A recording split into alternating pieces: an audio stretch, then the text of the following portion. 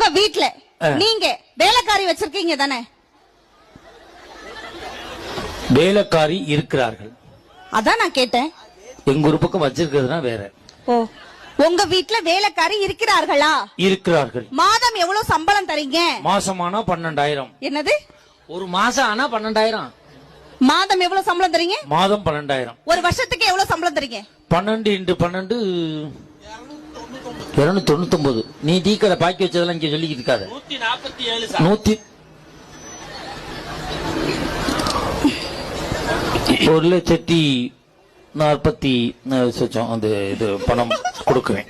நான் கேக்குறேன், ஒரு வருஷத்துக்கு 1,44,000 ஓவா தரீங்க. கல்யாணம் பண்ணி, அதாவது ஒரு ஆஃப்டர் வீட்டு வேலை செய்யற அம்மாவுக்கே 1,44,000 ஓவா தரீங்களே.